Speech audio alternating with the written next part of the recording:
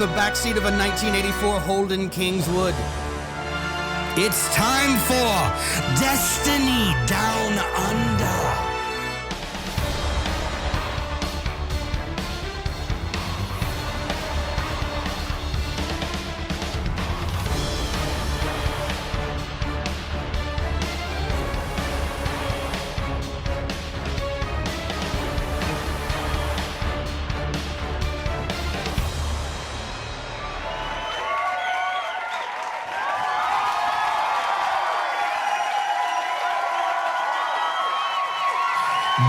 Welcome to the 109th even episode of the Destiny Down Under podcast. I am Log Power Slave. As always, I'm having a shocker already. This is going great. As always, joined by real-time Fred Durst Sloth, and Mylan had a fucking haircut. Games, what is going on? I know this is terrible for all of our audio-only audience, but fucking hell, Matthew. Well, some people just said, "Wait, Mylan had long hair." the audio only, like, I don't even know. My life's been a lie. I've been. Do you know when I when I did the face cam on some of the lore videos, because there's a big portion of like my audience that never came across to Twitch or never tuned into live streams because they either, it's early in the morning or whatever, right? Like they're at work or whatever. And when I did a face cam reveal, one of the comments was like, "Yeah, you look like that weird dude at the pub in medieval times that would tell you a story." something like that. I mean, it's like good for lore cred, I suppose. So basically what he just called you is that old dude who wanders up to you while you're playing the pokies down the pub. He goes, "You winning, champ?" the guy that's got no neck movement. There you go. That guy. But the lore of the haircut is my 2019 goal was to sort of lose some of the YouTube weight because I put on a lot. I went back to Muay Thai. I've been going back for a little bit, but yesterday was my first like hard sparring session, and I was pretty much a punching bag for about an hour, and my hair was just in my eyes the whole time. So I'm hoping that I've got to power up now with getting rid of my hair, that everything will change and I will be back to my... You know how you don't have hair in your eyes? Have a haircut like Log, or have a haircut like me. Yeah, true. I don't get hair in my eyes. Only hair I get in my eyes is dog and cat hair. I just I nearly bit my tongue off. Anyway, let's move on. How's everyone's week been? Aside from Matt getting his ass kicked and cutting his hair off in a tantrum, what have you been up to, Slotty? This week it's been a lot of escape from Tarkov. Someone has been feeding my casino addiction. Fucked. We've been to the casino and we've lost a lot of money. We've lost a lot of money at the casino in Tarkov. It was all good. And then Thursday I had a massive blood sugar dip. And it just wrecked me. So last night, instead of streaming, I played Tarkov and drank copious amounts of alcohol with Buff Eddie, who got a haircut. And keeping an eye on the Destiny news, which is looking to be plenty around, to say the least. There's plenty around. Bellend. What have I been doing? You know what I did last night? I did what everyone else in the chat except you pair did last night. I watched Punisher. I don't have Netflix. I refuse to fucking pay for it. I don't have it either. But anyway, fucking life finds a way. Wait, Punisher, wasn't there a series? Yeah, this is the second season of it. And it is the most violently delightful fucking thing I've ever watched. It is beautiful. Just hearing, like you guys had your reactions and you had your fucking pitiful fucking tweet. There was only a couple of people twigged onto that, but I put out this really deep tweet. It's just a Punisher quote. I don't do that shit. And then like in this chat, like Chook's in there, and Chook is a different breed, and his wife is also a different breed to be with Chook. and his wife was a doctor. And you think, doctor, they're down to earth. They're very muchly. The quote was, "That's not how you do resuscitation, you prick," or something like that. Yeah, I have a problem with that as well. American shows never do resuscitation right. Like, have you noticed that, or is it just Hollywood in general? Like, they always. I fucking never resuscitated anyone. I don't know. Okay, so references.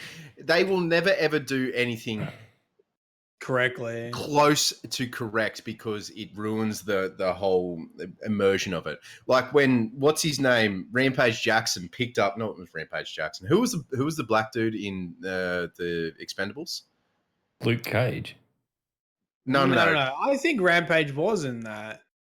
Like he picked up an artillery round and then threw it and then shot the base of it. Terry Crews.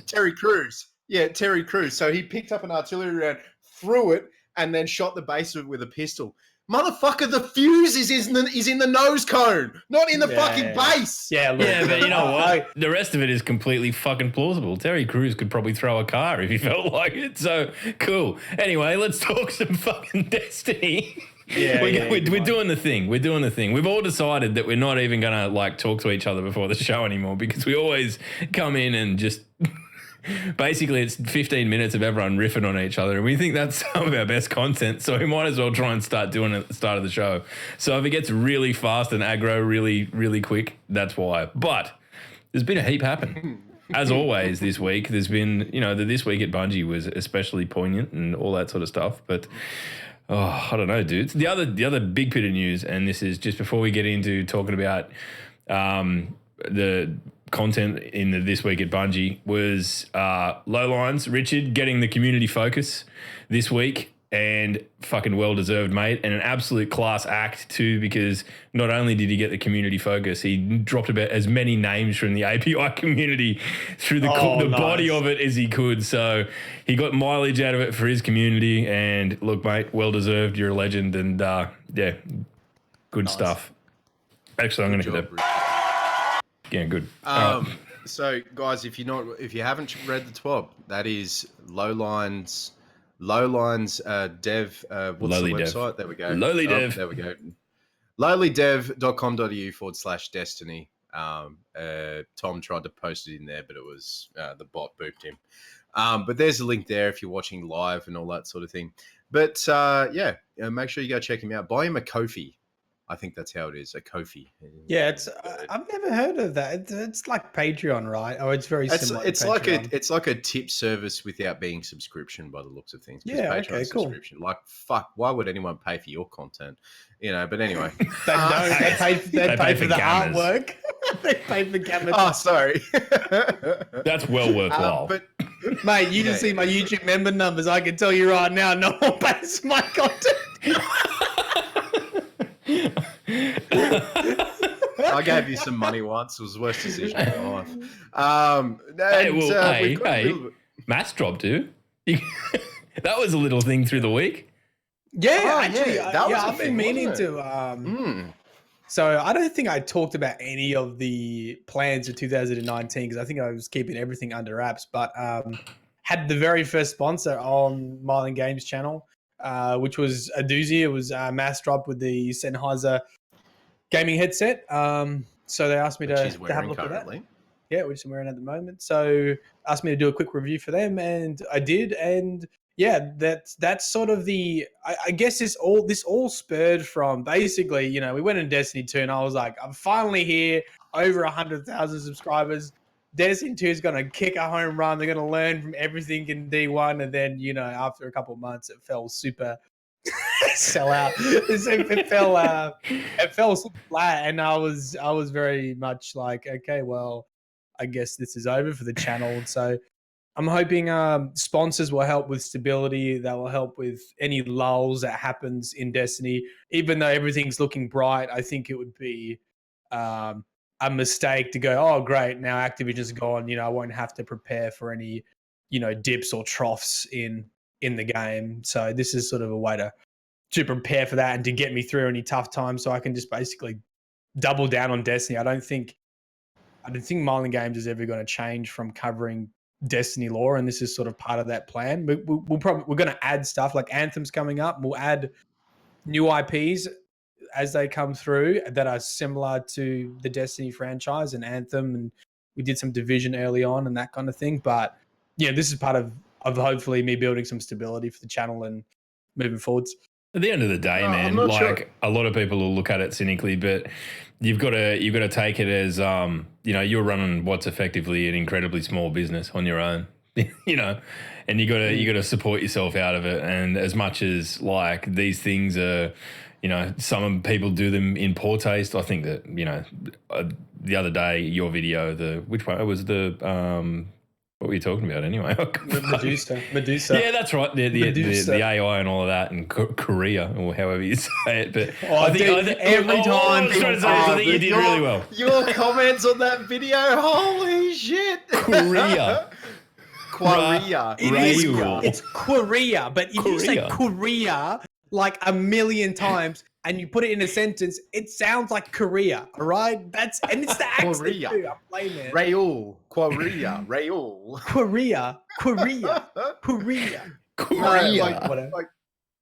I'm not sure how much lore will be in Division, but I reckon there'll be a shit ton of lore in Anthem, which I too am looking forward to. So, well, there already is. Anthem reminds me very much of Destiny lore, like in how they're structuring it. It is very, it's very parallel at the moment with, big forces. The anthem, the anthem of creation. This.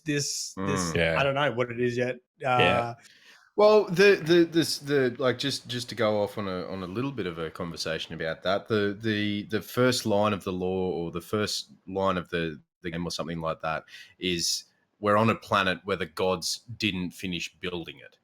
Well, I mean, that sounds like fucking Opal Tower in Sydney, doesn't it? I shouldn't joke. There's people whose fucking skyscraper in Sydney is literally collapsing, and I'm having a fucking giggle over it. No one's been hurt, so it's okay to joke about it. Anyway, let's talk about Destiny. Honestly, I think Anthem's going to be good, and it's going to be a nice little foil for our community, and hopefully it can become. And I know you're trolling Ets, but for fuck's sake, guys, it is completely different to Destiny. It is not a Destiny killer. Division 1 was not a Destiny killer. Division 2 is not a Destiny killer. Nothing is a Destiny killer. Well, we've covered this. The only thing that's ever come close to killing Destiny was Destiny. Is Destiny. I love it dearly. All right, so look, now that Activision's gone, that statement's going to be even more true. The only person who killed Destiny now is going to be Bungie. Yeah, legitimately. Well, let's dive straight in and just talk about the preface to the TWAB, I guess you can call it, the little, statement from our Lord and Saviour's counterpart, Luke Smith, Destiny franchise director. Still a troll. I love him. I reckon I've said that for a long period of time now. That I think that Luke Smith is great and that he is quite clearly taking the piss at times. I think his greatest tweet was, remember when there was what was the stupid laser pointer things? I can't remember what those weapons were called. Prometheus lens. Yeah, and he just posted that thing, the GIF from Transformers with all the people shooting each other with lasers. Good, no words, just do it. Can you imagine him going from because at once I think people forget he was very much hated in the Destiny community for a while. Yeah, I think when he was front and center, he was not well received. He should never have been front and center. It's another dude who was the front and center of No Man's Sky. Like when you don't have all the information, you're telling pork pies to the community, then it's always going to come back on you really badly. Well, I think not in even the good kind of come back, like the fucking bad kind where it ends up in your belly button. In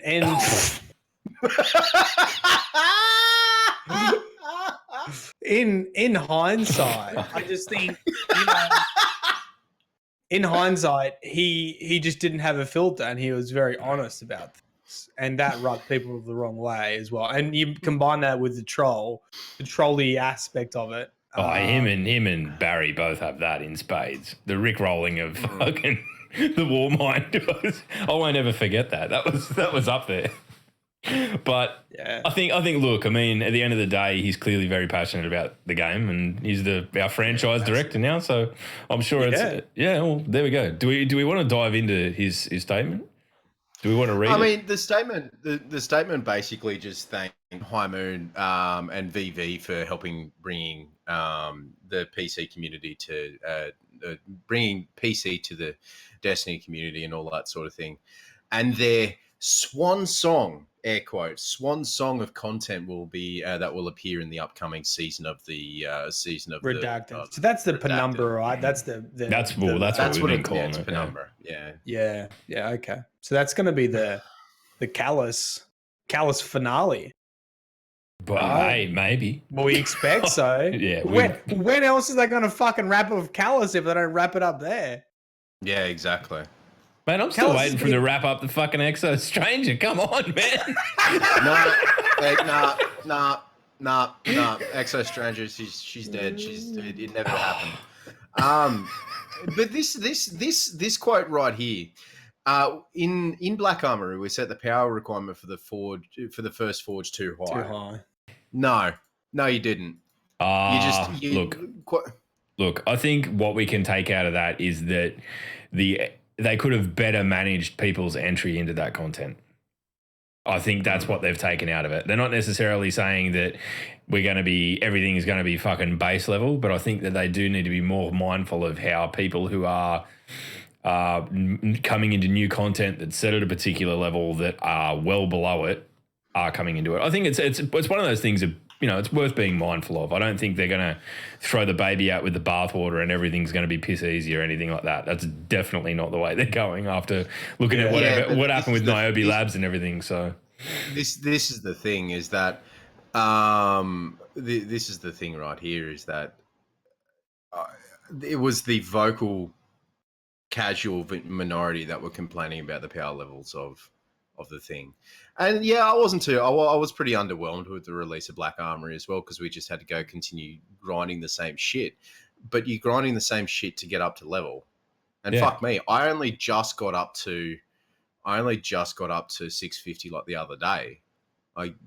You just take your fucking time, guys. It's you don't interesting. need everything at release. My God. It's expectation management, and it's also being a different swing from what we're previously used to, but that should have been expected because there's also a new model. So I think what really is the question now is, I sort of wish they didn't say that in that paragraph, because I would like them to have a think about now as an independent what they want their releases to be like, and to be like, no, like we're going to be a hardcore niche looter shooter. Okay, that's Good. what we do well. That's what I want.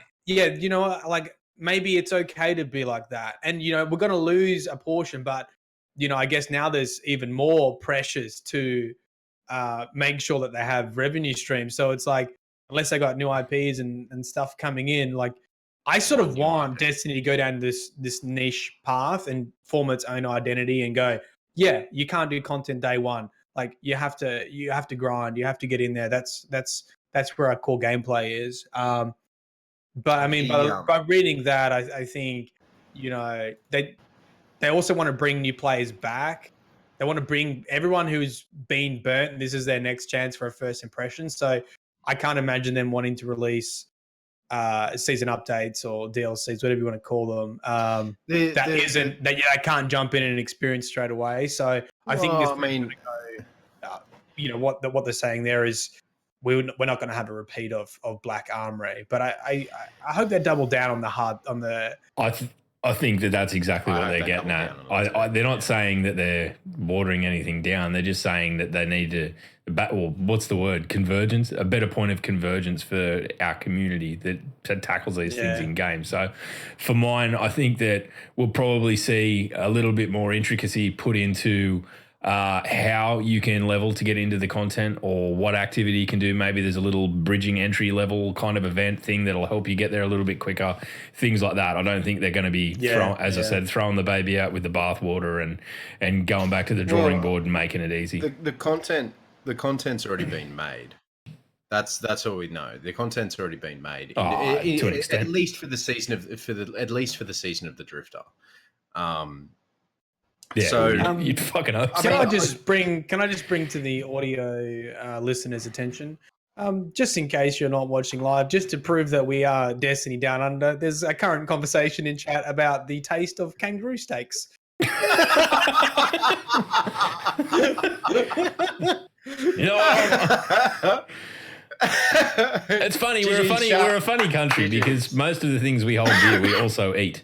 You know, like kangaroos. I think we're the only country in the world that it's legal to eat our national emblem in, and they're actually a pest. They're fucking everywhere. Kangaroos drown dogs. What? Yeah, it happened. Wait, what? They're fucking horrible. Really? Go and eat one. Seriously. And Peter, if you're out there, just piss off. Anyway, moving on.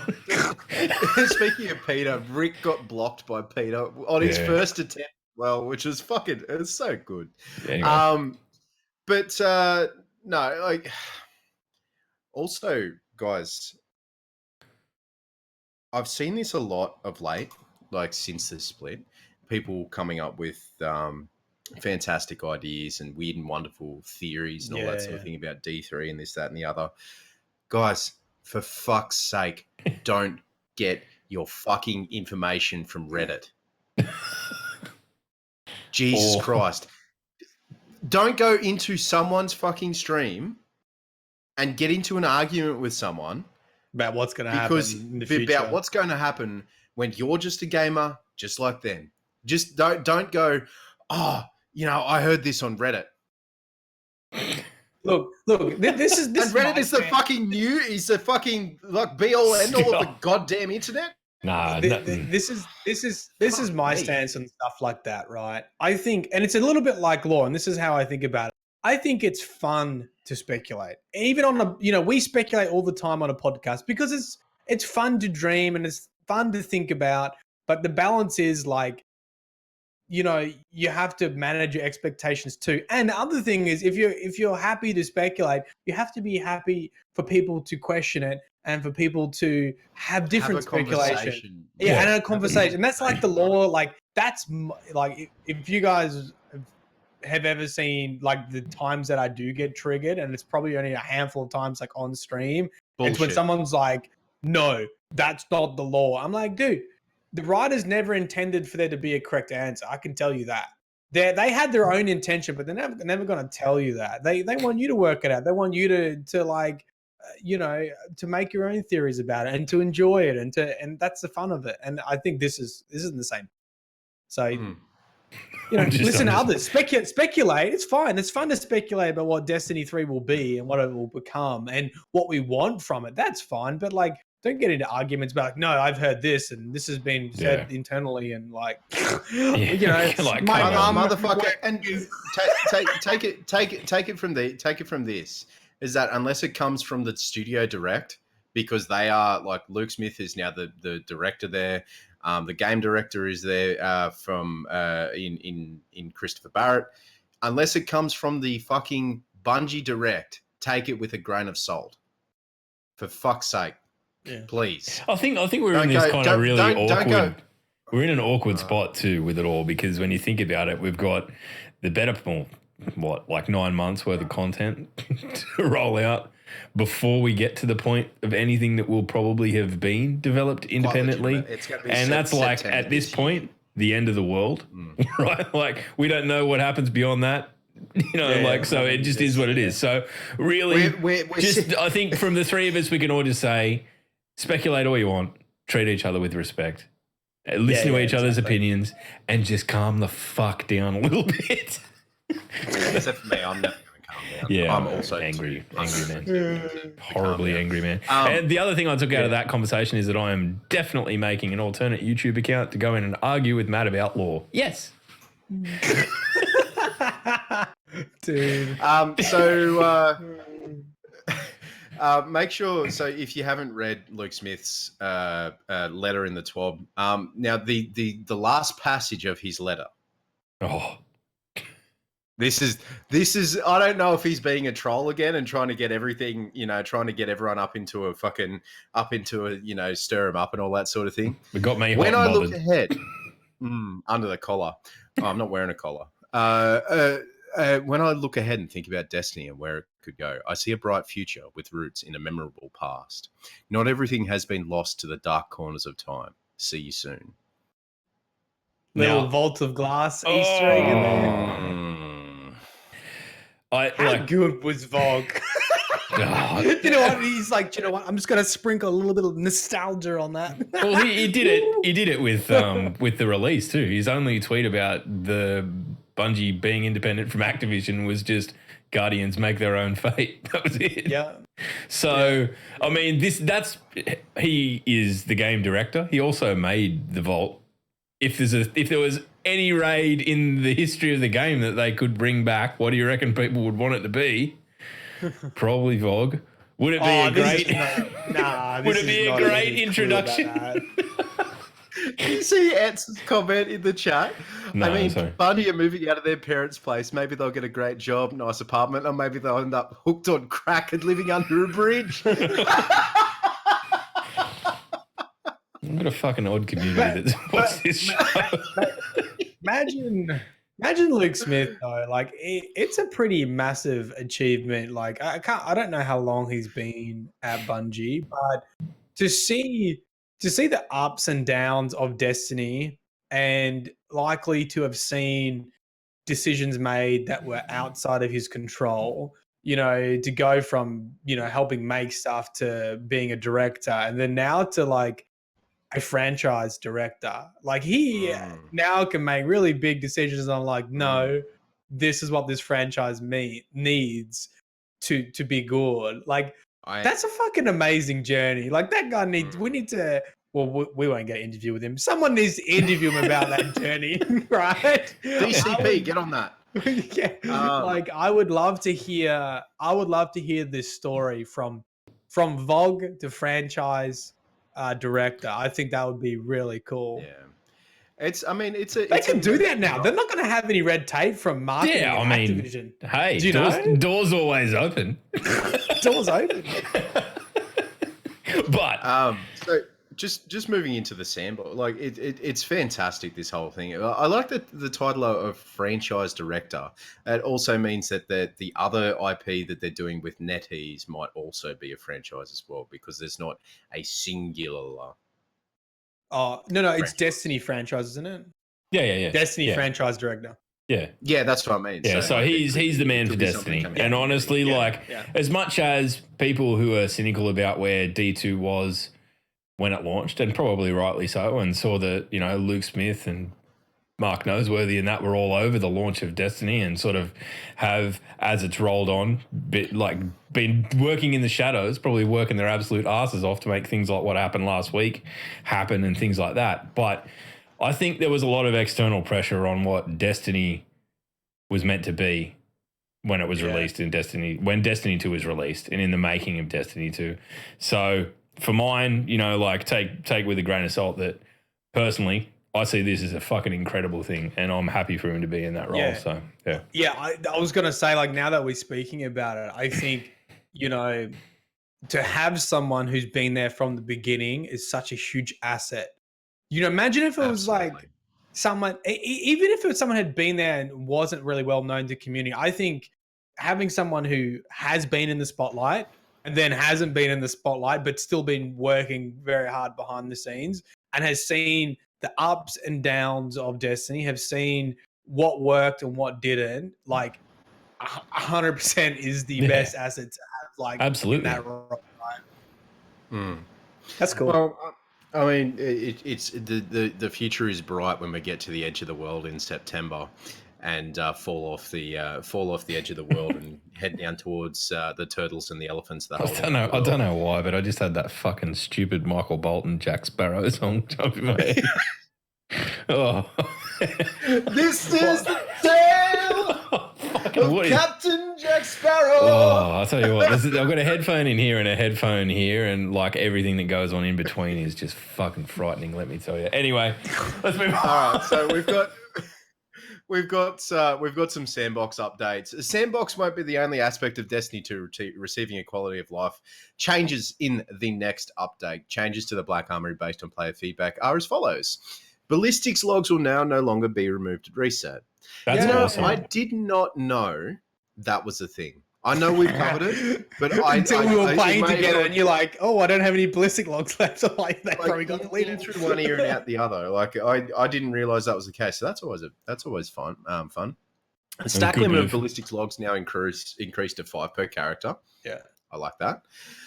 Gold weapon frames. Gold frames refunded into 1 ballistics log. Silver weapon frames refunded into 3 modulus reports. Any instance of a radiant matrix will be removed on a weekly reset.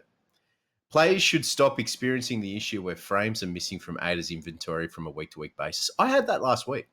I actually had that last week. That's been odd. I only get really random too. I was only able to get the hand cannon, which is fine. But because the Kindled Orchid is fun, but interesting. Players may still only purchase up to 2 gold frames per week. Okay. So look, it just sounds like the short of it is, you get a gold frame with the ballistic log, and you can complete that within a week. And if you don't, you basically the material back to buy one when the new week happens. Yeah, or right. Yeah, keep it. Yeah. You get. That's what it means, right? With the refund. So if you've got I think gold framed. I think a gold frame is like the powerful quest, ones, right? The quest that gives you the. I've never looked because I know I think they're talking like the bounty looking thing is like one's got a silver lining, one's got a gold lining, right? Yeah, like the say you do for the first time a week. You go and like do that quest. It's gold the first time, and it drops you a powerful. But it also gives you powerful, right? It gives you a powerful, and then every subsequent time it is silver, I suppose. I just looked at it's fucking grey, really, but whatever. And it is like just a normal drop, but a chance at a better roll. So yeah. The drop rate for Black Armory lore, increased from 10 to 20%. Now requires successful forge ignition for a chance to drop. Oh, that's a lucky I did the cheat. That's a fucking woof. That is awful. That is a woof. That's a huge woof. Why? We knew because Log Matt, myself, a few other of our friends may or may not have dropped our light to about 50 light, and then as low as possible. And I'm just not sure. let it farm overnight. I'm not sure who led that particular fucking lowering of our standards among our group of friends, but I'm going to go back through the message history and pinpoint it because I reckon I could narrow it down to a couple of suspects. I know exactly who it was. I'm not proud of myself. Who it was. I know exactly who it was. Yeah, moving on. He's one of the mods in this channel. But the thing is, obviously it's annoying to have AFKs, but the way we were doing it, we were never matched with anyone. Yeah, it was like the three of us, like the only people who were being matched with ourselves were people who were also AFK and farming. So that's good because now I've got an excuse for having shit stats. We need like an AFK farm in the Crucible, so I can fucking blame that as well.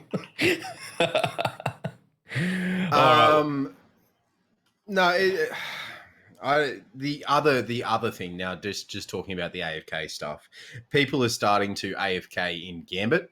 People are starting to AFK in Crucible. Yeah. So I was solo queuing to get what? To do their their weeklies, the dailies and weeklies, 5 matches of Gambit, or just to do the bounties because it's 1 point per loss. Surely though, you'd get kicked to orbit because they're not as quick as Forge. What they're doing. Tying elastic band. Oh, the old rubber band on the controller. Tying elastic band around their controller, or they're setting up a macro to jump, crouch, shoot, walk a little bit. Jump, crouch, shoot, walk a little bit. Gambit AFKs for the breakneck. Yeah, that too. People are scripting. It happens in Iron Banner. I played a match of Iron Banner last night. There were 2 of them in there just looking against the wall, shooting the wall. Fuck, man. You know what? We've done really well as like a game when you think that this is the first time we're really talking about this kind of shit. Is this the first time?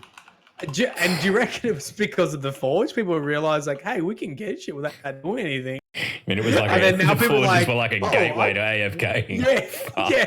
The forge was marijuana. Now we're fucking all the hard stuff. Now we're fucking tying off in alleyways. Jesus Christ. So if you're like me and trying to you need like 4 more kills for dredging, and you've got 2 AFKs in the fucking gambit match. That's crap, man. It is.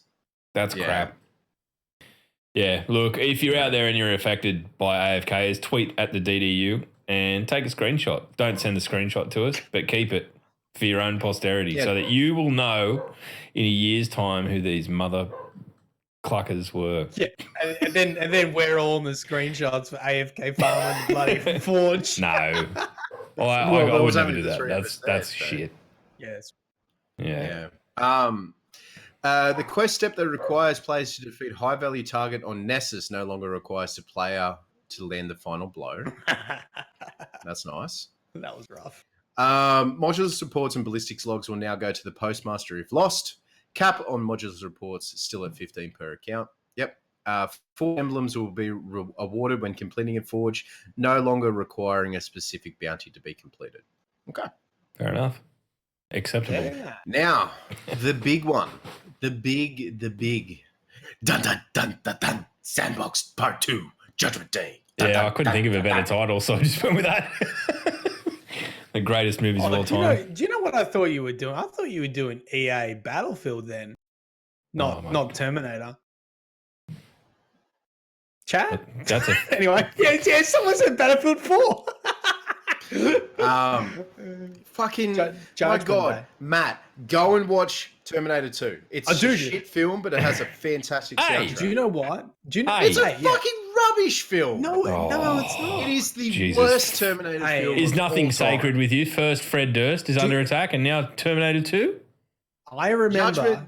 Judgment Day was the worst Terminator film of all time. I was in after-school daycare, and somehow a horde of kids convinced the carers to let us watch Terminator 2. And my mum was fucking furious when she's like, "What'd you do at after-school care?" I was like, "We watched Terminator 2. She's like, "What?" That's like... I can't remember how old it was. After school care. After school care when Terminator 2 come out. I can't even remember how old I was when Terminator 2 came out. Anyway, besides the point. 45. Shut the fuck up. That's what you get. Hunter, the Hunter changes. Gunslinger. Golden Gun. 6-shooter kills now return a bullet. Just to preface, this is the stuff that came out in last week's TWAB that we didn't get to because we were so rushed for time. So we're getting to it now. I told you we would, and we're doing it. So at the end of, we're going to basically go through this because we talk about weapons after this, and that's from this week's TWAB. So it's all in one big sandboxy glob of goodness. Judgment. Yeah. Practice makes perfect super regen increased.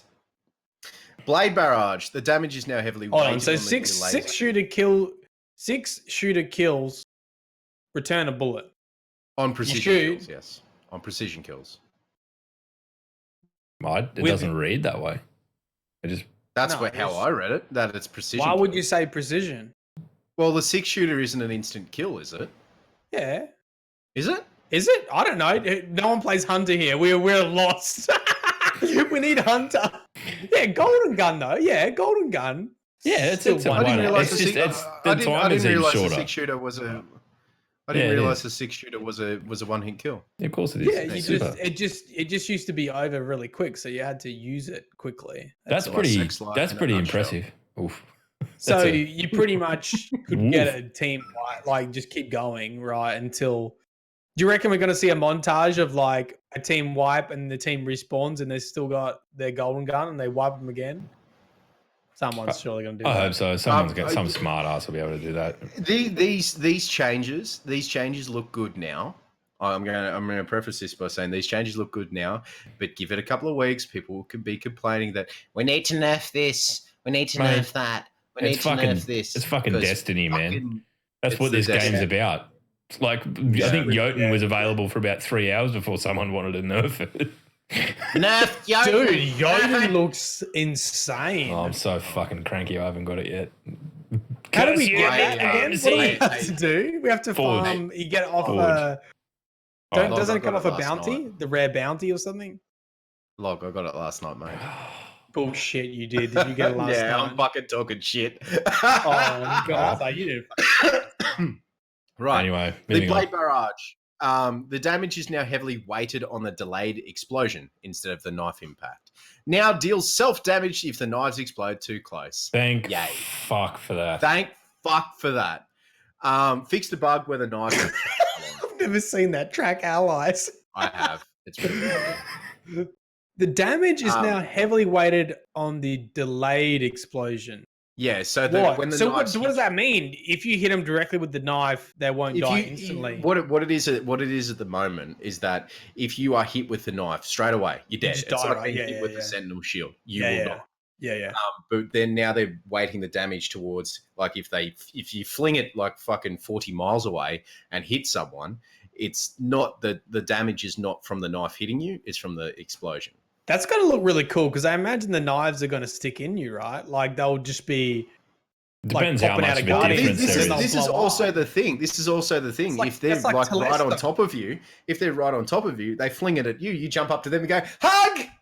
Oh, dude. Look, I think the way it'll be weighted is if they hit you with enough knives, you're going to be dead anyway.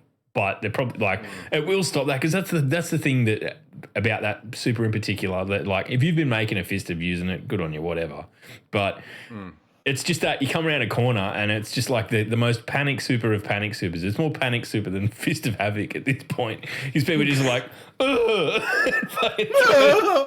throw their knives and There's, they're dead. there's another bad man with a shotgun. Yeah, like as Liquid Beef says, it might make shards of Galanor more reliable. I wonder how that's going to impact Everyone it. talks about the shards of Galanor. I've never seen them. I don't know what the perk list is. Shut up. Slog, I'm poorly informed. Shut up.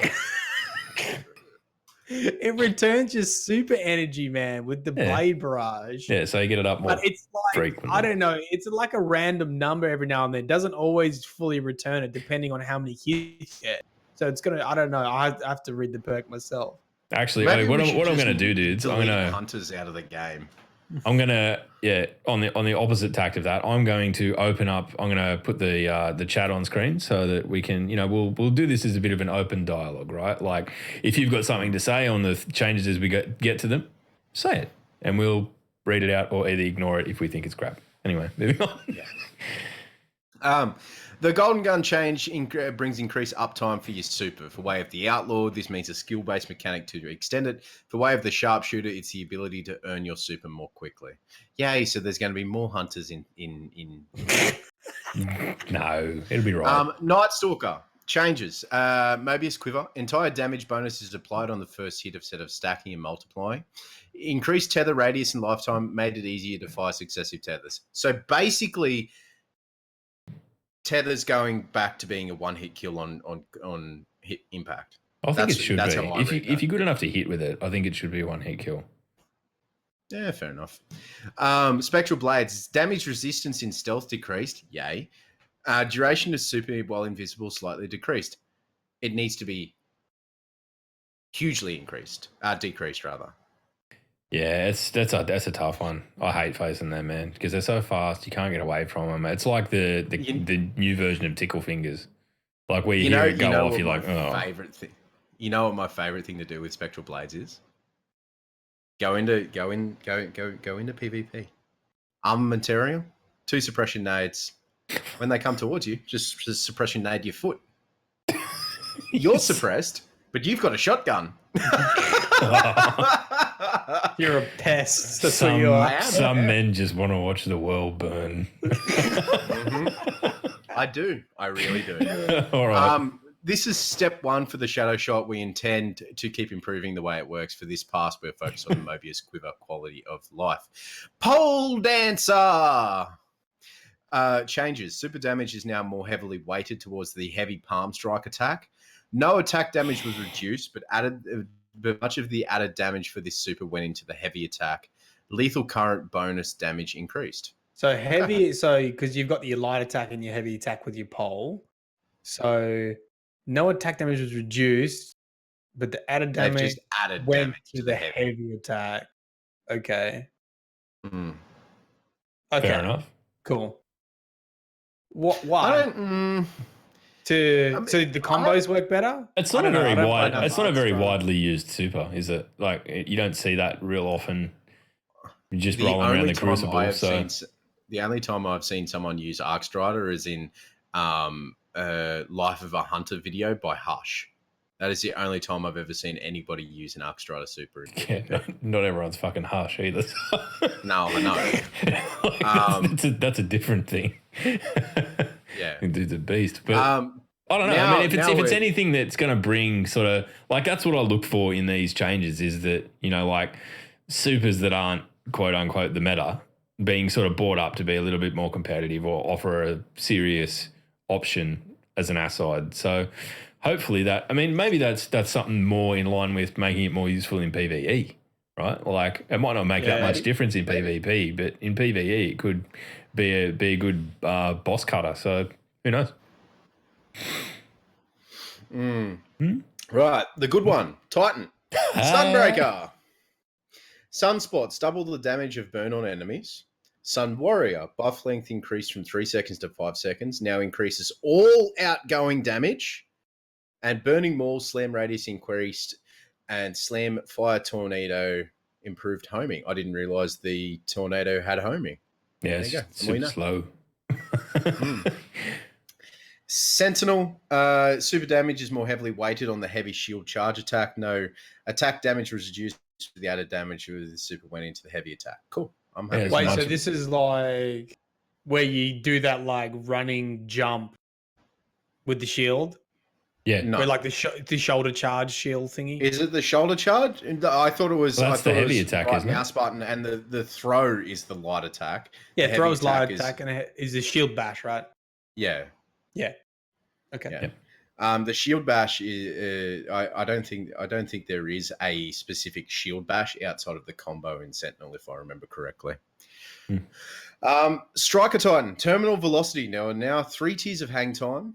The amount of hang time for each tier has been reworked. Each tier of hang time now causes 4 damaging shocks instead of 3.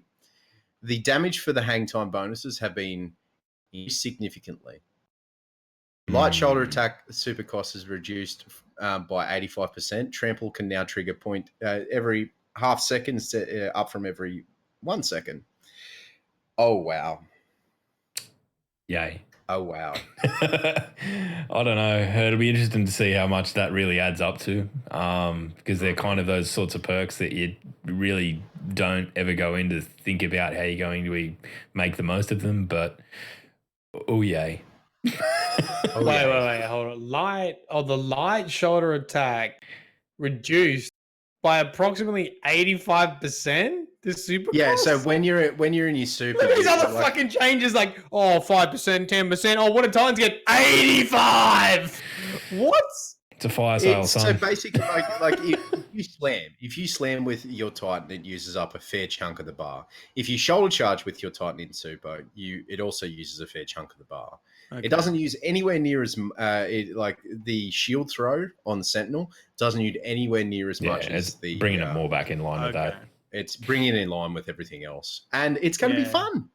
Yeah, okay. People won't be able to escape me because I'll be running after them. He's going, I'm going to trample you. Fine. I'm going to whatever. get you. Matt's unimpressed, I can tell. Ah, I give a shit. Warlock, Dawnblade, super duration increased. Why though? Seriously, there's a tree on there that it increases that keeps super up for ages. Stop it. Yeah, well, yeah, look, that was my thought. But then, I just think this is like when you have 3 children and you have to give them all a chocolate bar, even though one's already too fat. Do you know? You got to give them one anyway, to be fair. No, you'd be just You like, guys just got 85% freaking reduction on your super cost. Dad, where's my chocolate bar? Where's my chocolate bar? You don't get a Fuck chocolate off. bar back in your cage. I'm Fuck off, withholding you another fat little meal from bugger. you. Goddamn Warlock. Voidwalker changes Cataclysm, increased detonation radius, cluster damage increased, improved cluster bomb homing to make it more consistent against single targets. Cluster bombs no longer detonate one another.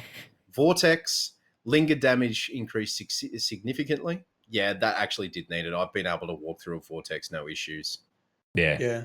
Agree. You remember when Vortex would just like, Absurd. if you were near, Like, it you would- step it near would- vortex, and even if you smelt it or looked at it funny, it would kill you. Yeah. Well, I mean, that's a good change. Nova Warp deleted from the game entirely. Okay. Not. Yeah. At the end of the day, just remember that I Slower have. movement while charging costs more energy, and overall duration is reduced. Mm. Damage resistance reduced very slightly. PvP damage reduction. Charging Nation will no longer be It's able to one-shot the player in the lost. super. It needs to be. It needs to be like Nah, look, I think that nerf is too far, man. Have you seen how slow you go when you charge anyway? Yes, I have, and it's still too fast. Matt. It's still too Okay, fast. if you put all the characters in a fucking running race, right? Matt, this will be a good experiment. Put everyone on a start line. Activate your supers. Shush. Oh, what have you done? Get him back in I here, kicked you him from fucking the group. muppet. Just fucked up the whole screen capture. Get him back in here.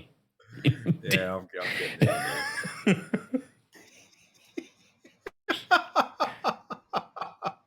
You do realise that every box in the fucking podcast now is your head. Yeah, I know. This is fine. That was mean.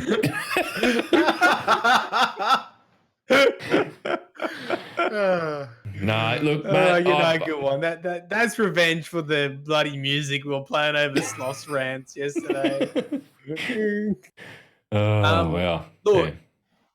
if you've got a Titan that is just running around forever and 85% super cost reduction, and you can trigger your trample every 0.5 seconds, how is that different from how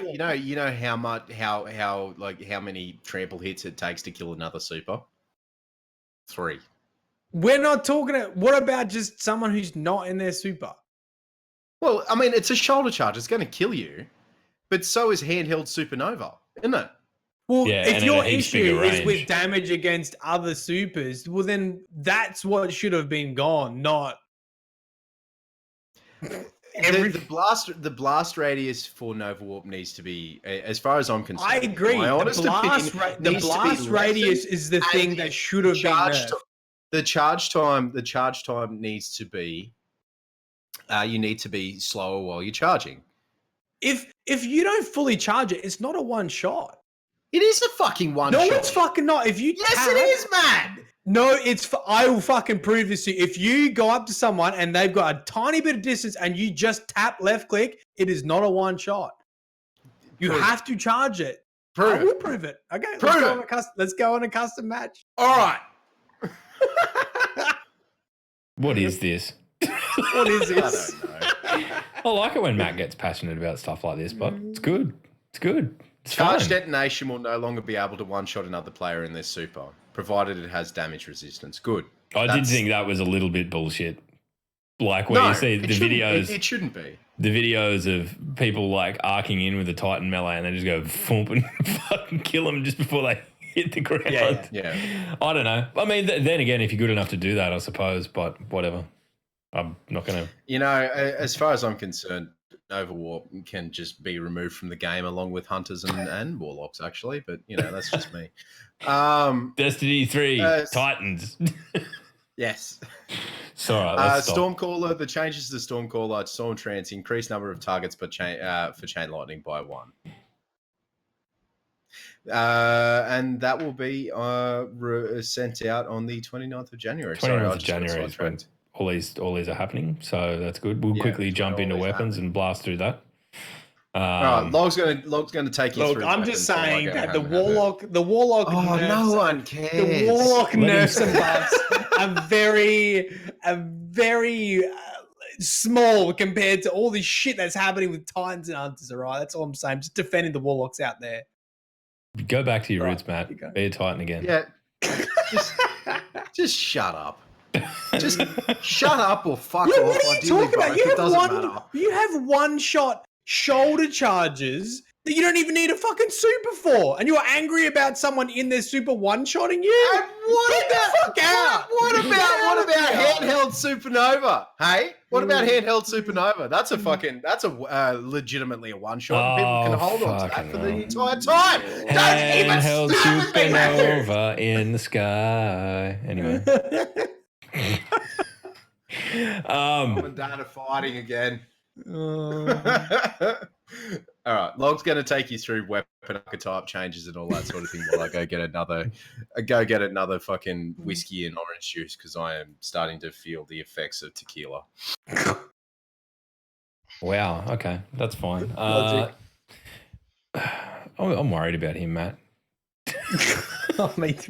I know that he can. To be honest, I think our audience goes, we're worried about all three of you. All three of you need some sort of intervention. Rightly so. Yeah. Rightly. We're all spiraling. Anyway, let's jump into this. Actually, before you get into weapons, though, that's one thing that Nick actually brought up, and that's something that I would like to see Bungie try to work on a little bit harder is the macroing Titans. That in PvP is really all jokes aside, it is incredibly unfair. That they can get a shot on you and then macro away where it's physically impossible to catch them. I don't know enough about macros and programming and how you could combat it. How you could combat it. How do you combat it? I don't know. I don't know how you'd combat it either, honestly. I really don't. I don't know, honestly. And for me, I could do it, but I haven't and I won't. I thought about it for a while, more for PvE, but I thought, nah, it's not a gateway I really want to open. We've spoken about it amongst us, and there's not really any of us who use it as a weapon or anything like that. So for mine, I agree. I think that it's also when we talk about this cross-play sort of thing, God knows what happens with Destiny from now on, but things like that are huge sticking points and will need to be well and truly addressed before we get to any kind of discussion about that. And that's the thing as well as cross play or cross save. If there was cross play and macro skating was still in, it'd be horrible. It would be. Fucking forget about it. None of us know how to fix this. It's all controlled through third party and software and hardware. None of us know how to do it. Macro and crouch, that's becoming a thing as well. You hit a button and you're crouching up and down like you're 14-year-old and you're pulling your pud to fucking Linda Carr again. I don't even know what you're talking about, but fair enough.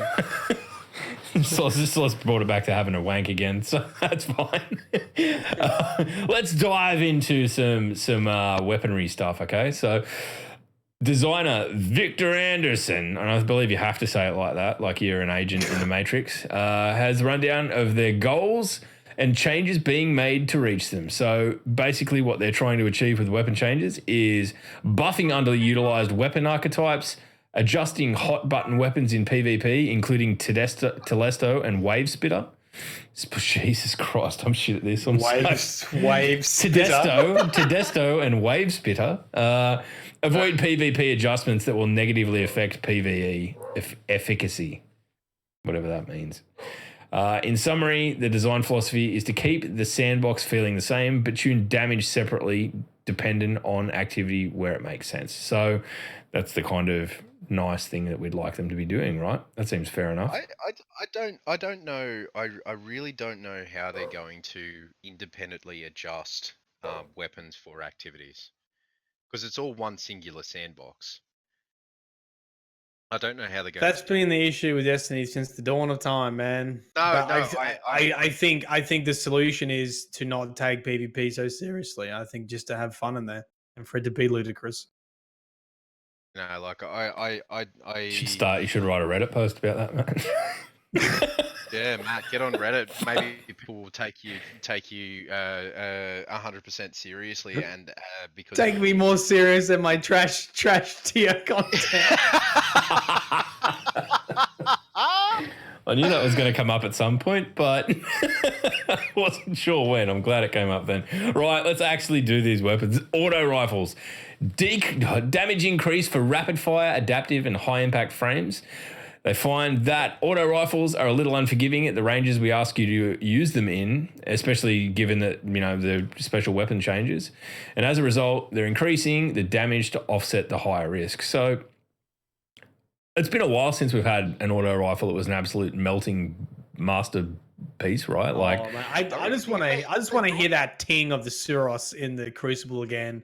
God, it's a beautiful sounding gun. It is, but if they brought in these changes and if they're as powerful as what I'm thinking they may be, Breakneck might be. Oh, far out. What about that one that's the 4 barrels? What's that called again? Cerberus +1. Yeah, I've never even seen it. About that? That's good for. That's actually a good counter for shotguns if you can move well enough. That's actually a really good counter for shotguns if you can move well enough. Oh, that's right. I totally forgot about the domination of Uriel's gift. Remember when Destiny 2 first came out? The urinal's gift. Wow. All right. So, scout rifles, damage increase for lightweight and rapid fire families, as well as an increase to all scout rifles in PvE. Scout rifles are always going to be on the lower end of damage due to the safety that their range affords you. But the difference currently between them and other primary weapons is too drastic. Yeah. As a result, we're reducing the size of that gap. Fair enough, because ultimately, at the moment, pulse rifles win every day of the week. Yeah. There's a I can't remember the name of the scout rifle is, but I got the curated scout rifle from the raid.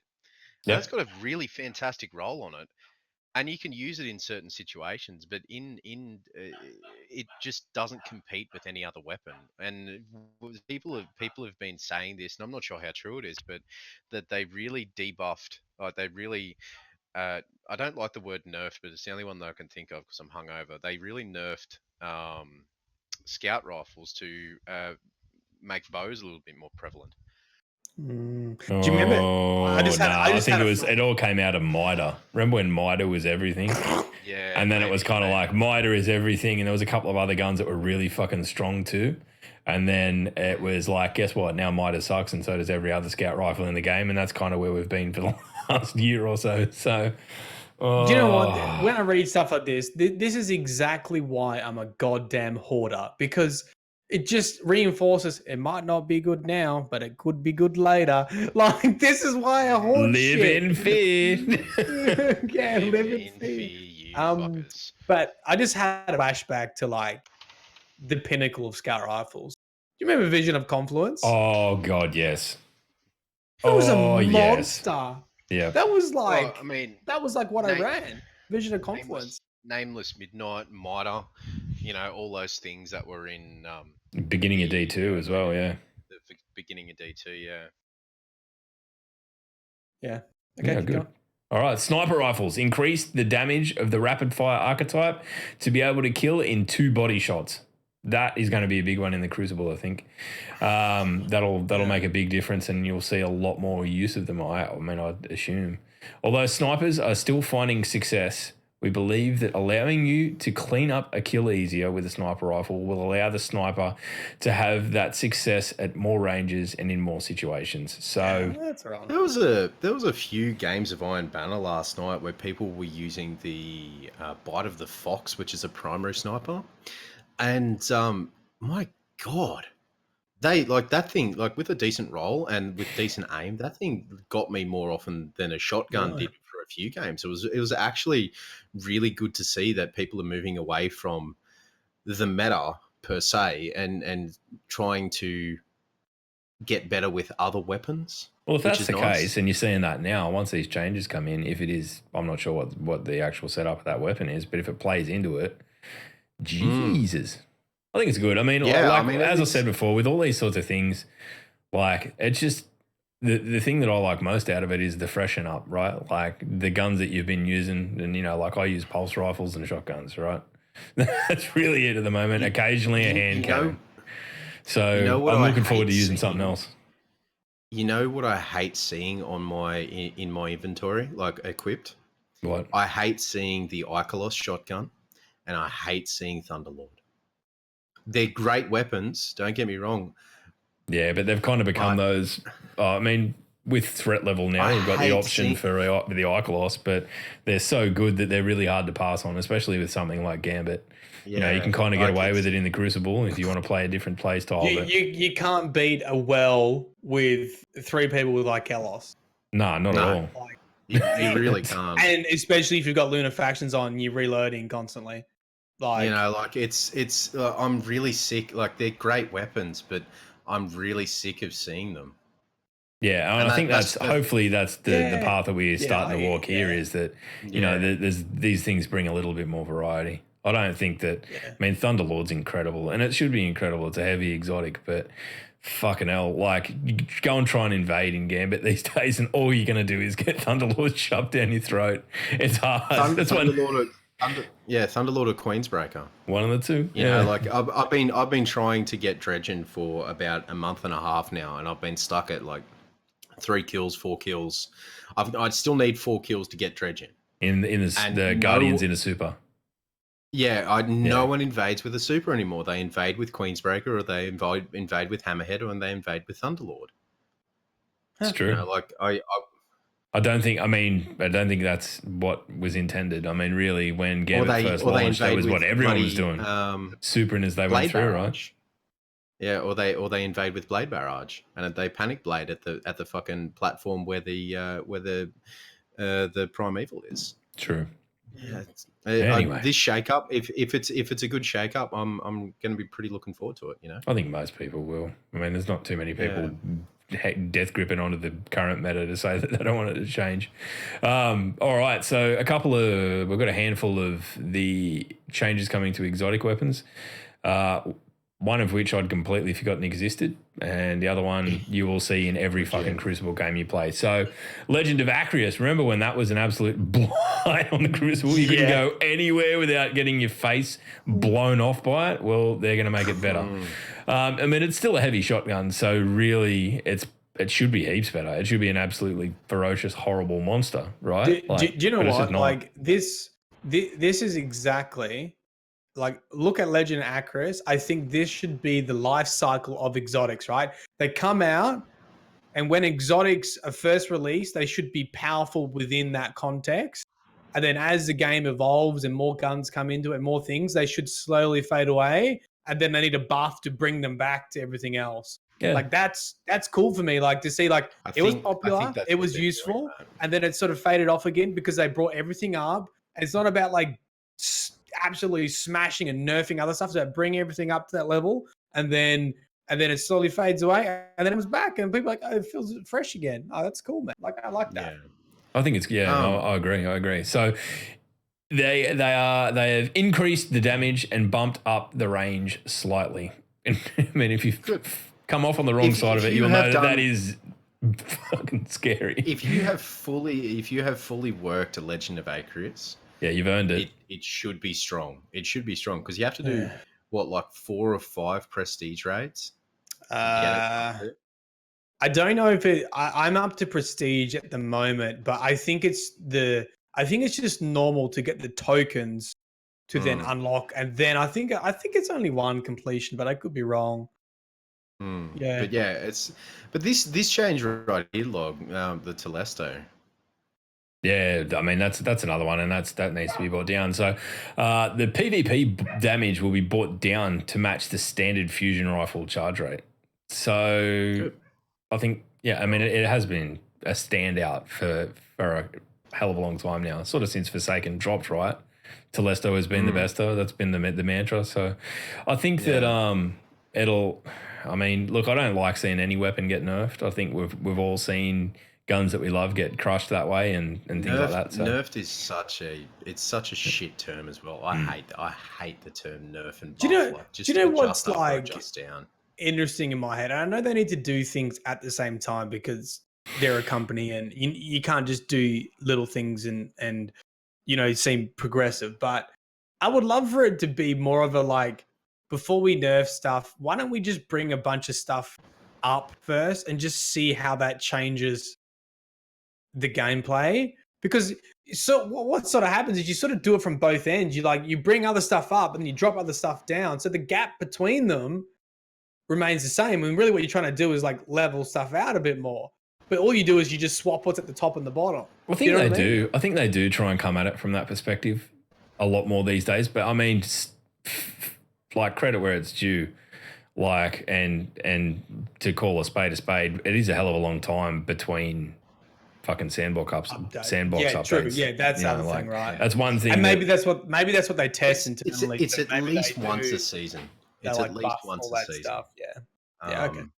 Which is good, but like when they're bringing in new exotics and new weapon types and all that, not new weapon types, but new weapons in said archetypes with roles and all that sort of thing, like the once a season update of Sandbox is good.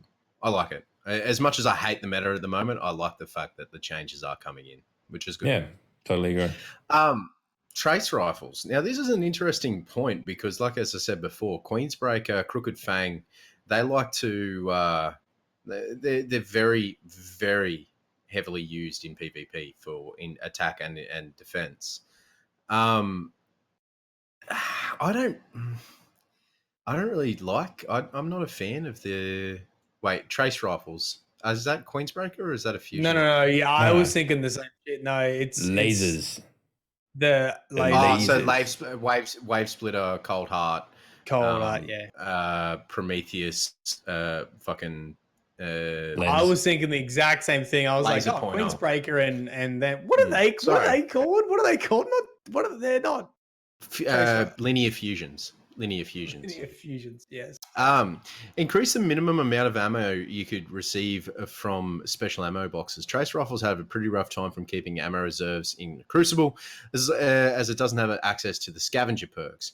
You should now have more success using it more often in the Crucible now, and the changes also affect PvE bricks. Reduce the strength of Wave Splitter in PvP. After the ammo changes noted above, Wave Splitter has its one weakness removed, so we've opted to bring it in line with other trace rifles before this patch hit public.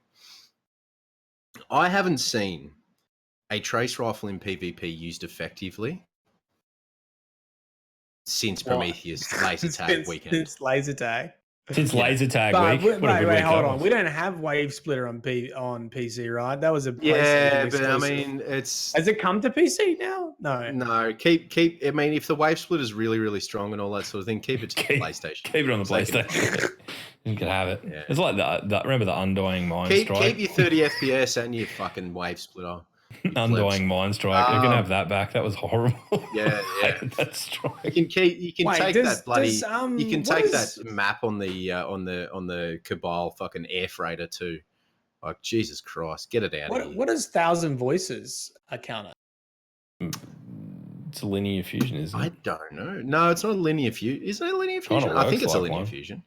I don't know. That's one for chat. And on that note, if you've got any questions for us while we're asking you questions, fire away, because we're at that point in the show where we've covered everything we need to cover and we're happy enough to have a chat. So we'll give it 10. Have you got anything you want to hit us up? Go for it. A question that came up before, Shadil, welcome to the stream and welcome to the community. Yes, so Matt and I are going to be trying Anthem. I'll give it a bash. I'll give it a go. Log's going to be trying Anthem. I've already purchased it. I'm going to be playing the beta and all that sort of thing because it actually really interests me. The lore, the combat from the closed alpha that we still can't talk about, I really enjoyed. We're going to. I'm going to play it. Matt's probably going to do some videos on it, unless it tanks, and then he probably won't do any videos on it, and he'll go back to just making his trashy content. And I can't even say it with a straight face anymore. It looks, man. They've been doing the live streams for Anthem, and some of the builds and perks, they're looking pretty nutty. And I just keep thinking back, like, yep, that's what you can do in a game where it's just PvE. Like, Well, it's just PVE, but if you go into Fort Tarsus, you are there by yourself. You don't. There's no. It's not a social area. You are yeah, there for story and story alone, and all good, that sort yeah. of thing, which is quite nice, and I'm really looking forward to. It's a heavy trace riflettes. All right, cool. At Real Time Sloth, when will you drop the Titan armor and pick up the Hunter Supers? His camera's frozen. I will actually ban you from all DDU and DDU content, Logs channel, my channel, and Matt's channel. And he could do that too. Yeah. He's modding on all of them. I won't, but that's beside the point. Um, Do you guys reckon Anthem lore will be anywhere near the level of Destiny lore? Maybe. from the, It from will- the snippets that I've seen, I would say yes.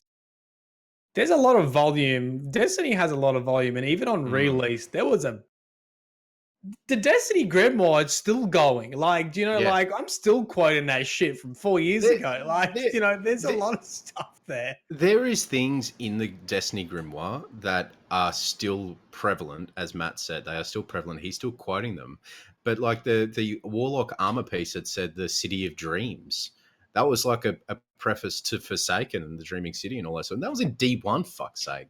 It's definitely got a. What did look? I never really got into Mass Effect, but I imagine it's If you sat there and read through all the codices, the for codex. Mass Effect, yeah, for Mass Effect, the story, the game, like the BioWare did an amazing storytelling with 1, 2, and 3. Even though the end of 3 was a bit sort of how's your father, they did an amazing storytelling. Even with Andromeda, was like the story of it was really, really good.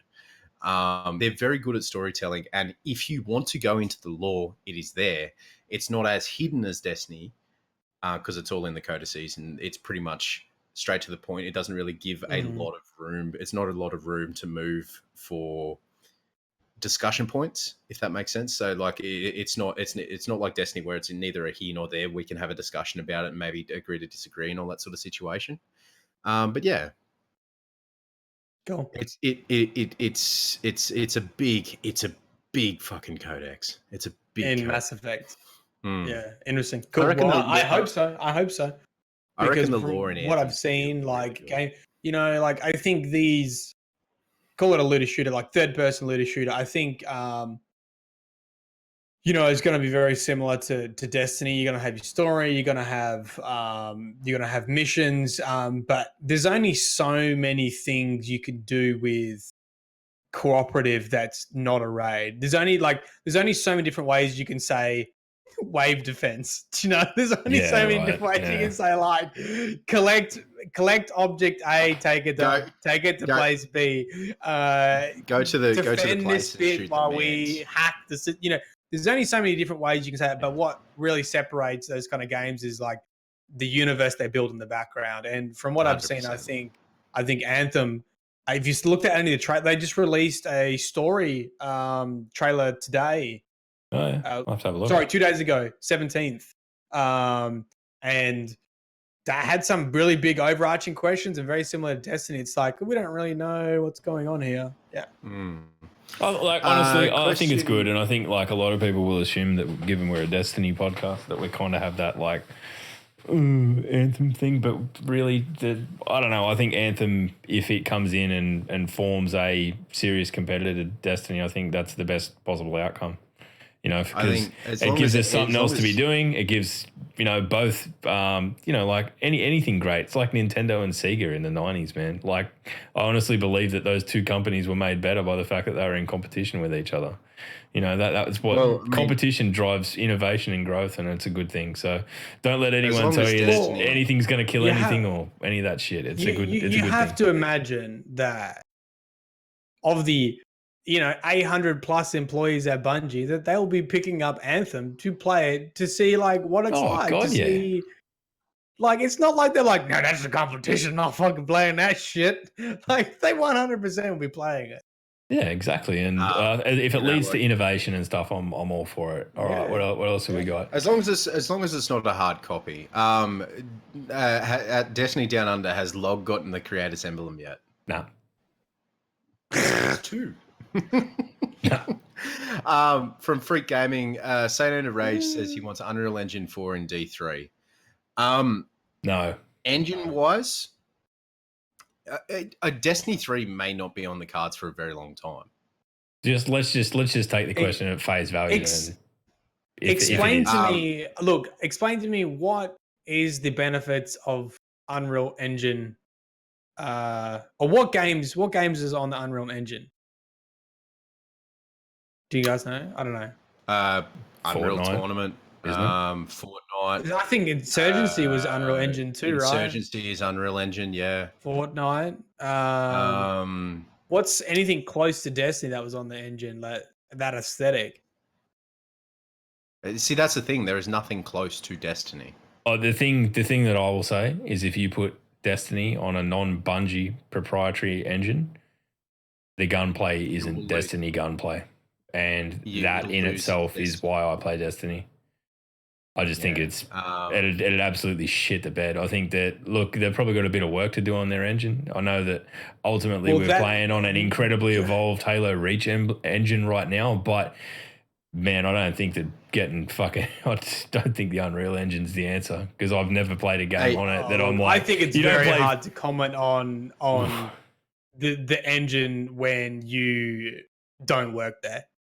Yeah, because 100%. How do we don't know the ins and outs of, it's not publicly known, like Unreal Engine, right? So to say that it would be better or more useful, I think is tough. But that being said, do you remember they did have? Do you remember those? I don't know if they were rumors or if it was a Kotaku article when it was like, I don't know if it was a Bungie post, like the reason why it takes so long is because of the engine, and that had to leave shit on overnight to update or whatever, how that works. So, if there are issues like that, it would be something to look into. It would be.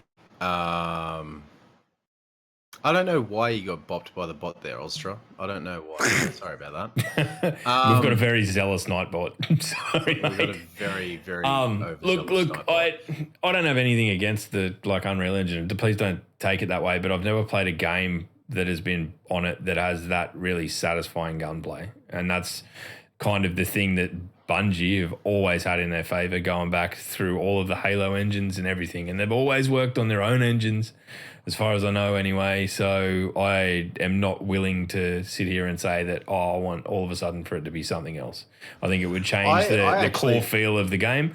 But you know what? At the end of the day, I don't know anything about engine development or anything like that. I'm saying it purely from my experience perspective. So yeah, take it for what you will. I'm actually going to go and see if there's a clip of Sandbox Rage saying that, because I want to know what his reasoning is behind that. I mean, he may well have good reasons. He might know more about it than we do. But because we don't. Yeah, I'm sure he does, but that's beside the point. A question. It's not hard. Yeah, quite legitimately. Question from Junior Riley. Any news on the new IP from Bungie and the Chinese company NetEase?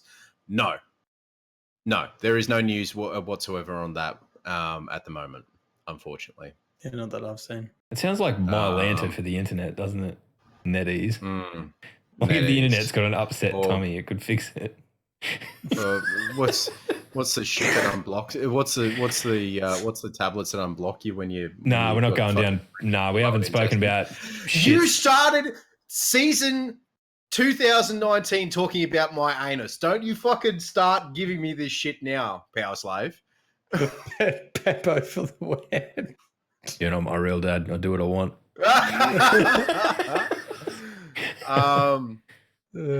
Yeah. Anyway, there's questions that will be answered in the coming months in regards to Destiny, and what's going to happen once the handover has been completed post season of the penumbra and all that sort of thing. So, it is what it is. If Destiny moves to a final platform, i.e. Destiny 3, what would you guys want brought forward from D2? Weapons, emblems, triumphs? I think a hell of a lot. to be honest. I think there's a lot right now in Destiny that they've really got right. I think that it's in a pretty good spot. I think the collections now that they've got collections, that stuff just comes with you. Yeah, Whatever's absolutely. in the collections comes with you. And I think that's just a way to acknowledge players who have been there since the start. And it's like, and for me, like I said this last time, and I was like, I'm very much like, I don't see the point in collecting it if it's going to be deleted, even if it's not relevant. My mind likes the fact that I still keep it. Yeah, I just agree. can't get rid of that. Like, I like in Destiny 1, I loved that I had Vault of Glass armor in my vault. And then I had all of Crota's end gear in my vault. And then I had, like, it wasn't relevant, but it fucking looked cool and I liked it being there. So, yeah, true. True. Yeah. I agree. And I think that the things that anything that gives you a sense of identity should follow through, right? Or not follow through. I brought it back to shits again, but should come through with you to the next iteration of the game. You should be able to go, okay, well, whatever titles and emblems I'm not so worried about. I think emblems are something that as you look at some of the Destiny 1 ones now, if you put them in Destiny 2, you wouldn't use them anyway because they'd be by comparison an eyesore because I don't know, they man. get prettier and prettier. I think emblems, I think people take the emblems pretty seriously, and I think emblems are another way to identify yourself, just like titles are. So I would True. I mean, there's probably only 3 or 4 that I ever use. So that's the lobby screen. That's like Call of Duty. Like your little pic. That's like your identity. 100 million dick butts and whatever in Call of Duty. Does it still work like that in COD where you can make your own emblem? I don't know. I don't know. Just fucking assholes with Nazi flags and dick butts everywhere. All right, moving on. Ladies and gentlemen, I think that's probably where we're going to draw the line and come to a close for this week, the 19th of January. Have you thought about anything funny that we can do? Like last time we did the YouTube history. I haven't because we've had 2 huge episodes of stuff. Actually, on that note, next week we've got one chance on. We're going to do our first of sort of like, I'm not even sure we've got a proper name for it, but our giving people the spotlight that maybe haven't got it yet but deserve it thing, whatever we call it, our little own community focus. So we're going to be doing that next week, but I think we'll try and do it once every month from here on out. I think that's probably a good little ratio to be at. As for funny challenges, no, but knowing you've probably got something up your sleeve if you've asked. No. Well, I was trying to think of stuff, and I just thought, what's relevant this week? Well, Slav's hungover, and Danny is tremendously hungover. So I was just thinking, like, what's your hangover cures, or what's your worst like hangover story? Quickly though.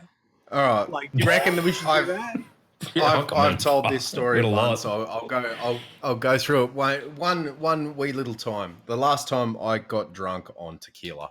I was playing Destiny all night. I got drunk on tequila, finished off the entire bottle, woke up the next morning, saw a couple of friends on Discord, put my headphones in, jumped on the Discord.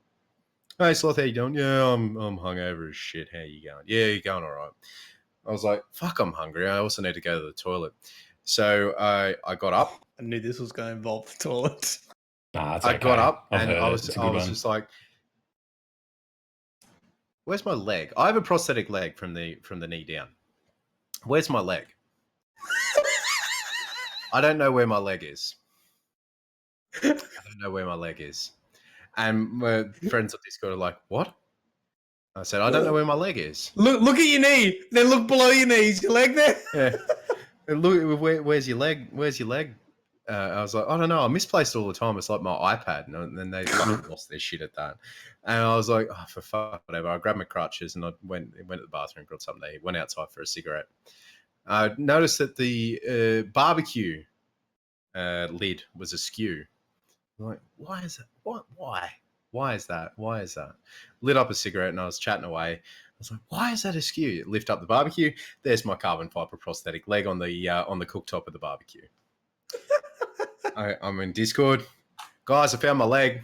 Where was it? in the barbecue. In the barbecue. So had it been cooked, or you just No. hit it there? No, I hit it there in my drunk stupor. I must have hit it there and then hopped the bed. What?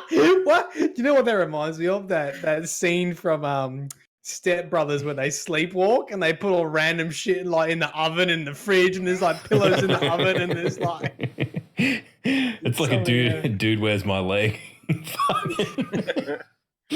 And my hangover cure is a kilo of macaroni cheese. Oh, dude, Not that to eat, sounds good. Not to eat all at once, obviously, but I make a kilo of macaroni cheese just to snack on for the entire day because it takes a couple of days for me to get over a hangover. That's good. Log, you've had some wild times, man. You tweeted out your hair when you were in your band God, days. I mean, hangovers are. I don't know. I don't even know if I've got a hangover story because I think I might have been either drunk or hungover for like years of my life. So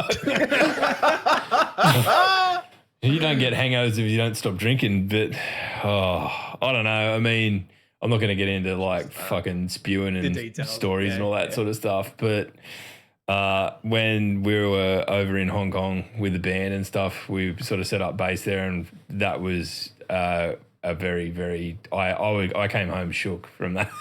I had to reassess my life after that because it was just drinking every day, and it was bedlam. But the one thing that has always got me through a hangover, even the ones where I literally lie in bed and sort of just subtly beg for death because I feel that sick.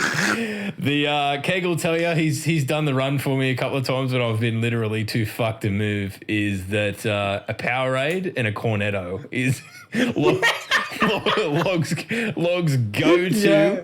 That, and Powerade's if you drink Fanta because it's full of sugar and it'll help you rehydrate yourself very quickly. So they're kind of the three things: Fanta, Powerade, and Cornetto. If you can do it, anything with electrolytes in it, suck it down like no tomorrow. Go for it. Or just keep drinking. I've got myself a whiskey. Yeah, I mean, you can only do that for so long, or you fucking die. My worst story was when I was in the peak of my MMA training, and I actually went to Thailand to train, like at one of the camps, and to like at least 4 hours of training every day. And I also wasn't drinking because I was like, either a fight would come up, so I would be cutting weight or just eating healthy, whatever, right? And I met these absolute lads from the UK that were just the biggest lads, and they're like, yeah, let's go out. And there's this street called I think it's called Bangalore or something like that, and it's just their nightclub street. Everything's a pub. And so I'm like, be careful, Thailand, let's not like get too crazy. And I was with these lads that just said yes to everything. And so like before I know it, we're around this tree stump, and this drinking game, we literally have tomahawks. No shit. We have tomahawks, right, in the middle of the street. And they have a nail. And you basically got to hit the nail with the tomahawk. And the last person to nail their nail with an axe has to buy drinks, right? And obviously, like, the employees of that pub that are enticing you to come drink, right? No shit, man. They do it in one shot. So we were like, fucking miss it. Next person, miss it. These chicks, boom, straight down. Like, now you buy us all drinks, right? And so what do you do? What's your cheapest drink? Oh, it's homebrew, Thailand, whatever. Oh, so I drank homebrew for like spirits for this night, and that I actually thought I was gonna die. I didn't know how to get home. I went up to a random person because I had written down my address, and I just gave them cash. I was like, take me home. They could have like taken me anywhere. And I actually crawled from the entrance of the hotel. No shit. I couldn't even, I actually dragged myself along the floor to get to my hotel. And I looked in the pool. I said, this is how people drown. Because if I rolled in that pool, I would be on the bottom in seconds. Like I was that inebriated. I crawled. I had a little sleep in the bush. And then if they had hotel footage of it, I just imagine this hotel lobby and this dude just crawling on. Anyway, that's just to finish the story, how ladsy these dudes were. I get a message the next day. Oh, we're going out again. I was like, dude, I'm not going out with you. And he sends me a picture from that night, which I didn't go out with them. He goes, I lost a finger. I'm like, I was like, what do you mean you lost a finger? And he's like, oh yeah, I smashed a bottle, and so he cut a tendon on his finger. And in third world countries, right? So I used to work in hand therapy. There's a lot of money that goes into repairing a tendon. You have to have a plastic surgeon with certain training, and then you need like 12 weeks of therapy, right? Third world countries, amputation, quickest. Amputations heal real quick. He didn't even like bother checking what was happening. They just lopped his finger off. And he didn't care. It was fucking nutty, man. Yeah, that's my Thailand story. So his 50th birthday, and all his friends are standing around. How'd you lose your finger, Bill? So Doug, how'd you lose your finger? Well, I went out in Thailand and I cut myself off some glass, and I went to a backyard doctor, and he went, cut the fucker off. Proper nutty. Yeah, that is fantastic. On that note, I don't know if that suits the bill. I don't know if that suits the bill for the end of the episode discussion. I think it was great. Do you reckon? I think I came out of that real easy. I feel like I've dogged this because I didn't really. Yeah, you know what? I'll tell you one. When Keg was there for this night, and he drove me home, and it was like, this is why Keg is my best mate and always will be, because he has literally saved my life numerous times. We had Long Island iced tea night at a mate of mine's place, and we decided that we were all going to dress in op shop suits for a reason I can't fucking even remember. I got no idea. And we were all making our Long Island iced teas, and then some, because they're all half nips or whatever, and half shots, basically, or half shots. And then some smart ass was like, oh, I'm just going to do full shots. So we decided that we were basically drinking, here's a cup. It was basically that much straight alcohol of 5 different varieties, and then a bit of Coke on the top.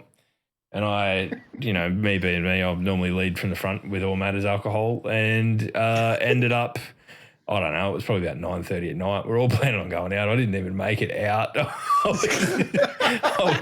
I was absolutely fucked. And Kegs just threw me in the back of his old piece of shit charade that he had at the time. And I had my head out the window the whole way home, and I was like in a suburb. I was still living at home with mum and dad at this point. So he's got me home, and he's basically just pulled me out of the car onto the ground, and then got knocked on the door and got my old man Pog. He's like, come out and get your fucking disgrace of a son. So I'm just imagining like we could trace your like car destination by like a trail of vomit that you've left, like a snail, as the car's been driving. I wasn't actually sick on the way home. I saved that until I got home. So it was, and Dad's dragged me, and Dad has like, I weighed, back then I probably only weighed 80 kilos, and Dad's basically the same size as me. And Kegs told me, I don't remember it at all. Kegs told me the story of Dad literally coming out, picking me up by the legs, and just basically throwing me over his shoulder. As a fucking grown man walking up the steps into the house and just turning around going, see Keg, and waving him, and Keg's just got in his car and gone.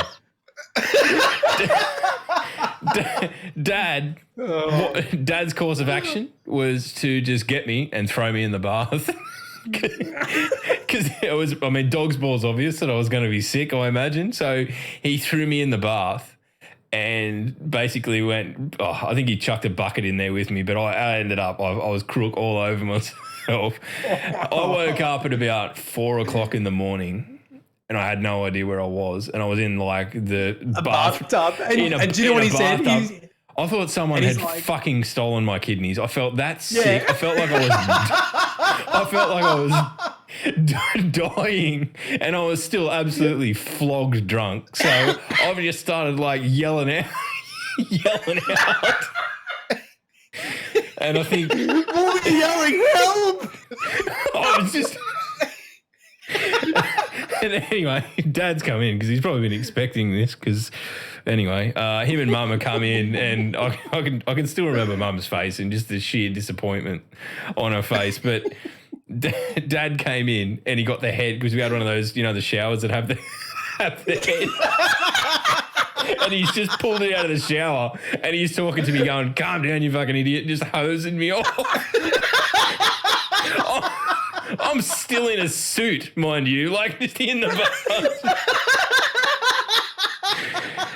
And I don't know. He reckons I was awake for about 2 hours. The sun was coming up by the time I finally got up and I was able to get up and go to bed. And the next day I woke up, and that's probably the worst hangover I've ever had. I felt like I was gonna die, and I woke up at fucking probably midday. And Dad was sitting on the lounge with this fucking shit-eating grin on his face. Just like, Mum was into me. Oh, you shouldn't be drinking like that. That was out of control. And Dad, I think Dad was like, sort of towing the line. He's like, yeah, that was a bit irresponsible and that. And Mum went out. She went out to the shops or something, doing something with my sister. And Dad's like, you know what you need now? What? He goes, a kebab. So he took me in the middle of the day to go and get a kebab from some dingy fucking shit shop. And I just remember him sitting there, and basically it was me munging down on a kebab for half an hour while Dad told me all the ridiculous shit I'd done the night before and how fucking out of it I was. And I don't think the only other time I've ever been that drunk was probably the booze raid that we did that's recorded on YouTube. If you want to fucking hear drunk shit, you can go and check that out. But that is probably it. So, Keg, Dad. Well, that was a good laugh. Yeah. That was a great laugh. That was a good way to close it out. I got fucking tears. I got tears. The only thing your dad could have done to top that is as a joke, he chucked in a bucket of ice with you in the bath just so you totally thought that your kidneys had been And like a stolen. hospital light set up. I can vaguely remember being shit scared. Like I was fucking off my head. It was ridiculous. Maybe one day I'll have to get Dad on the podcast to tell that story. That would be funny, actually. Oh, all right. Jesus Christ. That was. Ladies and gentlemen. Yeah, something else. Ladies and gentlemen, thank you very much for joining us on the live podcast. If you're in the audience and you're in the chat watching, thank you very much. If you are one of our Podbean listeners and you made it this far without your ears dropping off, being blown out, thank you. Thanks for hanging out. Thank you for your continued patronage. And if you're watching on YouTube, please hit that like and subscribe button and the little bell. We upload once a week, mostly on Saturdays. And in the comments, You can leave the comment, drink responsibly. drink responsibly.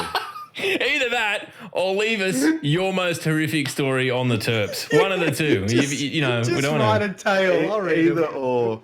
Ladies and gentlemen, thank you very much for watching. Let us know what you think in the comments, and drink responsibly if you feel so inclined. Oh, yeah, Right. please. We have been the Destiny Down Under podcast. We'll catch you all next week. Peace. See you then. Stand by Peace. for a raid. The law will find you in an ice bath. And so will cirrhosis of the liver if you're not really fucking careful. All right, peace. What is this podcast?